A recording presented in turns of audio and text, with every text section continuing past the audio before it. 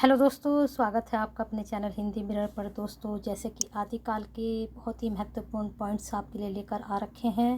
इसका पार्ट 1 आप देख चुके हो, पार्ट 2 अब आपका तैयार है और मुझे उम्मीद है कि आपको पार्ट 1 काफ़ी पसंद आया होगा, क्योंकि उसमें इतने महत्वपूर्ण तथ्य मैं लेकर आई थी। उसमें से कुछ तो ऐसा होगा जो अभी तक आपने नहीं पढ़ा होगा। तो यह दूसरा पार्ट जो है यह भी एक यूनिक है जो अभी तक आपने नहीं पढ़ा है। इसमें भी ऐसे तथ्य आपको मिलेंगे जो आप अभी तक आपके नोट्स में नहीं शामिल हुए हैं।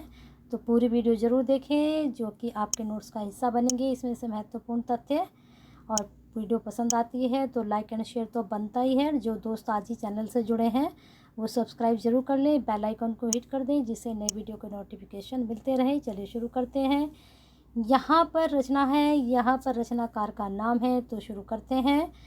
लघु ने चक्र दर्शन सार किसकी है? देवसेन, भरतेश्वर, बाहुबली रास, शालिभद्र सूरी, चंदन बाला रास, आसुगु। अब देखिए, आपको यहाँ पर कुछ यूनिक नज़र आया। ये पता थी आपको रचना, ये पता थी, परंतु यहाँ पर रचना का सन खंडकाव्य है, महाकाव्य है, क्या है, शायद नहीं पता था। कब हुई? इतने छंदों में लघु खंड काव्य शायद नहीं पता था। कौन से रस की प्रधानता है ये नहीं पता था। तो इतना तो पता था कि आसुगु की जो है चंदन बाला रास है, लेकिन शायद इतनी जानकारी नहीं थी। तो इतनी मैंने कहा ना, आपको इसमें से पढ़ा हुआ है, लेकिन कुछ ऐसा है जो आप यूनिक देखेंगे। चलिए चलिए आगे चलते हैं। स्थूलभद्र रास किसका है? जिनी धर्मसूरी का। रेवतगिरी रास 1231 ईस्वी विजय सेन सूरी का है। नेमिनाथ रास 1223 ईस्वी सुमित गणी का है। ठीक है, बहुत अच्छी जानकारी। चलते रहिए आगे। जैन साहित्य के अंतर्गत कौन सा रास यात्रा तथा मूर्ति स्थापना की घटनाओं पर आधारित वास्तुकलात्मक सौंदर्य का आकर्षण प्रस्तुत करता है? बहुत अच्छा प्रश्न है, शायद आपने नहीं पढ़ा हो। बहुत ही अच्छा है। विजयसेन सूरीकृत रेवंत गिरिराज तीर्थंकर नेमिनाथ की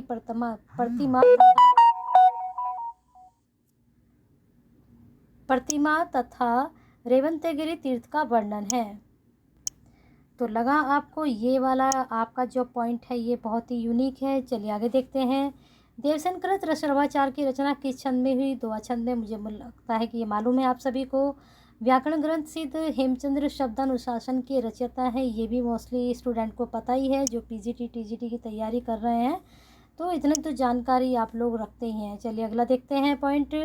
अपने व्याकरण ग्रंथ में किसने उदाहरणों के लिए भट्टी के समान एक द्रवाश्रय काव्य की रचना की है, जिसके अंतर्गत कुमारपाल चरित नामक एक प्राकृतिक काव्य भी है? तो ये तो सभी को पता है, व्याकरण ग्रंथ जो है हेमचंद्र जी का है। तो इसमें उन्होंने भट्टी के समान एक द्वाश्रय काव्य की भी रचना की है। ठीक है, तो ये पॉइंट आपको पता था कि व्याकरण ग्रंथ इनका है शब्दानुशासन। ठीक है, का नाम दूसरा नाम शब्दानुशासन भी है। तो इतनी तो ये नहीं पता था कि भट्टी के समान इस तरह से उन्होंने काव्य की रचना की है। चलिए अगले पॉइंट पे चलते हैं। अगला तथ्य क्या है देखते हैं। गद्य में संस्कृत प्राकृत काव्य कुमारपाल प्रतिबोध किसने लिखा है? ये भी मोस्टली सभी को पता है। संस्कृत प्रबंध चिंतामणि जो है संवत 1361, जिसमें बहुत से पुराने राजाओं के आख्यान संग्रहित हैं, जिसने लिखा है जैनाचार्य मेरुतंग ने है। अब इतना तो पता था आपको, प्रबंध चिंतामणि इनके द्वारा लिखा गया है। तो लेकिन शायद आपको ये चीज़ें नहीं मालूम थी, ये भी मालूम हो गई साथ में। प्राकृत के पाणिनि कहलाते हैं, कौन कहलाते हैं? जैनाचार्य हेमचंद्र। बहुत अच्छा है, इसको नोट करिए अपनी नोटबुक में। हेमचंद्र कृत सिद्ध हेमंत शब्द हेमचंद्र अशब्दानुशासन प्राकृत अपभ्रंश का व्याकरण ग्रंथ। इसके बारे में भी आप पीछे पॉइंट में पढ़कर आ रहे हैं।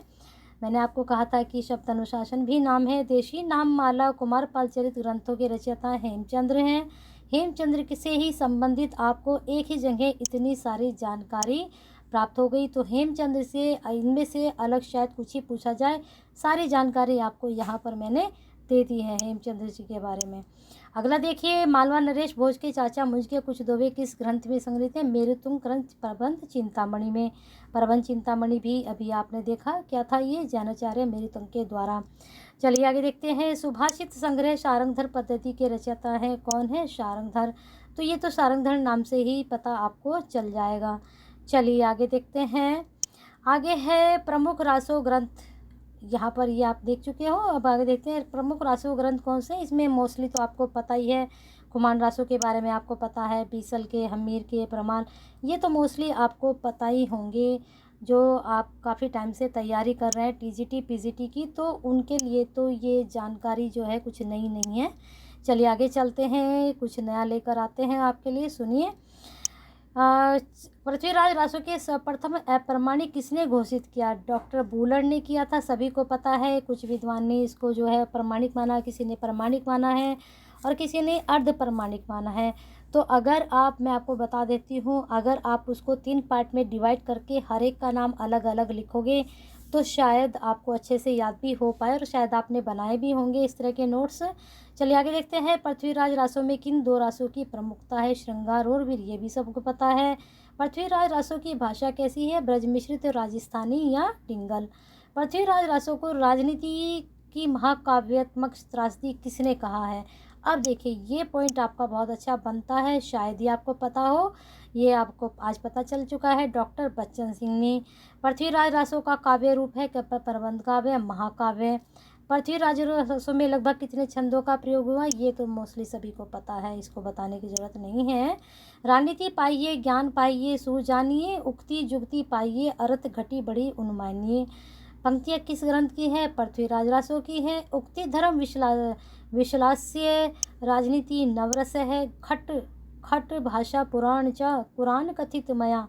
पंक्तियाँ किसकी हैं? ये चंद्रवरदाई जी की हैं। अब आपको पता ही है पृथ्वीराज रासो किसका है ना। तो आगे चलते हैं। समग्र महाकाव्य के भीतर से पृथ्वीराज की जो त्रासदी के साथ साथ एक सामाजिक राजनीतिक त्रासदी भी उभरती है, जो जितनी पृथ्वीराज की है उससे कहीं अधिक राष्ट्र की है। पंक्तियाँ किसकी हैं? डॉक्टर बच्चन सिंह की हैं। बहुत अच्छी पंक्ति है और शायद आज ही आपने जानी है, तो नोट डाउन कर लीजिए। संस्कृत में पृथ्वीराज विजय नामक काव्य किसने लिखा? संस्कृत में लिखा है, ठीक है। पृथ्वीराज की जो राज्यसभा में के कश्मीरी कवि जयानक थे, उन्होंने लिखा था संस्कृत में, ठीक है। और ये किस में लिखा है पता है ना आपको सबको। चलिए आगे चलते हैं। अगला तथ्य है आपका, ढोला मारूरू दोहा 11वीं शताब्दी में दोहों में रचित एक प्रेम काव्य था। सोर हियो दोहो भलो भली मरवणरी बात, जौवन छाई धन भली तारो छाई रात। पंक्तियाँ किस ग्रंथ के संदर्भ में हैं? प्रसिद्ध है ढोला मारूरू दोहा के संबंध में। अब यहाँ सारे क्वेश्चन आपके, सारे पॉइंट्स जो हैं आपके ढोला मारूरू से बनेंगे और यहाँ से आपके क्वेश्चंस ज़रूर पूछे जाएंगे, क्योंकि इस वाले में से पॉइंट्स में से पूछे जाते हैं। 17वीं शताब्दी में किस कवि ने ढोला मारूरू दोहा में कुछ चौपाइयों को जोड़ा? तो वह कौन थे? कुशल राय वाचक, ठीक है। सदा तरइये ना बन फूले, यारो सदा ना सावन होए, स्वर्ग मणैया सब काहू को यादो, सदा ना जीवे कोई। पंक्तियाँ किस ग्रंथ की है? परमाल रासो की है। आला खंड से है, बहुत अच्छी पंक्ति है और एग्ज़ाम में हमेशा पूछी जाती हैं। और दोस्तों, ये जो मैं आपके लिए कंटेंट लेकर आई हूँ, ये टीजीटी पीजीटी के साथ साथ नेट के जो बच्चे तैयारी कर रहे हैं और जो बच्चे बीएमए के, उनमें भी ये टॉपिक बनते हैं, तो उनके लिए भी, नेट के लिए तो है ही, नेट में यहाँ से क्वेश्चन ज़रूर पूछे जाते हैं। और टीजीटी पीजीटी तो है ही है ना। आदिकाल का सबसे पहला ही ये पॉइंट आपका है, उसमें जो आपका सिलेबस है। राउरवेल की रचना किसने की? रोड़ा नामक कवि, सभी को पता है। राउरवेल की रचना 10वीं शताब्दी। गद्य पद्य मिश्रित चंपू काव्य की प्राचीनतम कृति कौन सी है? राउरवेल, ठीक है। और यह एक शिलांकित कृति है। 3 चीज़ें यहाँ आपको पता चली है, चंपू काव्य है और यहाँ पर एक शिलांकित ये कृति है। ये ज़रूर पूछा जा सकता है और कई बार ये प्रश्न पूछा जा चुका है। हिंदी में नक्षिक वर्णन की श्रृंगार परंपरा की कृति से आरंभ होती है, राउरवेल से होती है। राउरवेल की भाषा है लोकसभा मिश्रित अपभ्रंश राजस्थानी प्राधान्य लिए हुए। खड़ी बोली के प्रथम कवि हैं खुसरो, 13वीं शताब्दी में। आचार्य शुक्ल के अनुसार खुसरो ने कब रचना आरंभ की? आचार्य शुक्ल के अनुसार है कब? संवत 1340 के आसपास, 1283 ईस्वी में, ठीक है। ये वाला पेज बहुत ही महत्वपूर्ण है, इसको ज़रूर नोट डाउन कर ले। जो पॉइंट्स आपको नहीं पता है उसको नोटबुक में पहुंचा दीजिए अपनी। चलिए आगे देखते हैं। कृतिलता की भाषा विद्यापति ने कहा है क्या? अवट। क्या कहा है? अवट। प्राकृतम पैंगलंग के टीकाकार वंशीधर, सभी को पता है, विद्यापति द्वारा ग्रंथ एक दो ही आपको पता था, अब यहाँ पर आपको सब पता चल जाएंगे। कीर्तिलता पता है, कीर्ति पताका पता है, शायद ये नहीं पता भू परिक्रमा, पुरुष परीक्षा नहीं पता होगी, लिखनावली नहीं, विभाग सार नहीं, शायद सर्वस्व सार पता हो, गंगा वाक्यावली, पदावली, लेकिन शायद 2-3 रचनाएं ऐसी होंगी जो आपको नहीं पता होंगी। चलिए आगे चलते हैं। मैथिली कोकिल कहलाते हैं विद्यापति जी, ठीक है। हजारी प्रसाद द्विवेदी ने श्रृंगार रस का सिद्ध वाक्य कवि किसे कहा है? उन्होंने विद्यापति जी को ही कहा है। सब विद्यापति के बारे में जानकारी प्राप्त कर रहे हैं यहाँ पर, तो सारी ही महत्वपूर्ण है। ये पेज भी आपका बहुत महत्वपूर्ण है। चलिए आगे देखते हैं।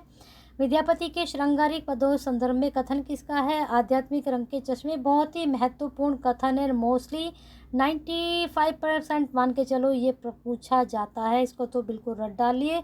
और जो तैयारी कर रहे हैं उन्हें तो शायद रट भी गया होगा अब तक, है ना। विद्यापति को रहस्यवादी सर्वप्रथम किसने कहा? गिरिरसन ने कहा था। पदावली के श्रृंगारिक पदों की मादकता को नागिन की लहर किसने कहा? निराला जी ने। ये पॉइंट भी आपका पूछा जाता है। और दोस्तों ये जब आप कंपटीशन बुक वगैरह खरीदते हैं एमसीक्यू के लिए, तो अगर इस तरह के पॉइंट्स आप अपनी नोटबुक में नोट्स के रूप में तैयार करें तो शायद आपकी हेल्प उन एमसीक्यू से ज़्यादा अच्छे से होगी। हाँ, प्रैक्टिस करिए एमसीक्यू की भी, लेकिन मैंने देखा है बुक्स में मोस्टली आंसर गलत होते हैं। जानकारी इस तरह की शायद ही गलत हो पाती है, लेकिन एमसीक्यू आप भी खरीदते होंगे, हम भी खरीदते हैं, लेकिन पहले हमें करेक्शन करना होता है उनमें कि इसमें कौन सा सही है कौन सा गलत है। तो इससे बढ़िया तो हम अपने ही एमसीक्यू ना तैयार करें, है ना। वैसे बुक पढ़िए, उनको सही कीजिए, उससे आपकी प्रैक्टिस भी होगी। विद्यापति की रहस्यवादी हो चुका, पदावली के ये भी हो चुका। अभिनव जयदेव, मैथिल कोकिल, नव का विशेखर आदि उपाधियाँ किस कवि की हैं? ये भी विद्यापति जी की हैं। जनश्रुति के अनुसार किस कवि के पदों को गाते गाते चैतन्य महाप्रभु भाव विभोर होकर मूर्छित हो जाते थे? तो वह विद्यापति के जो पद होते थे उनको गाते गाते कैसे हो जाते थे? मूर्छित हो जाते थे। कौन? चैतन्य। तो कुछ तो बात होगी ना विद्यापति जी में, जो चैतन्य जैसे महाप्रभु भी मूर्छित हो जाते थे।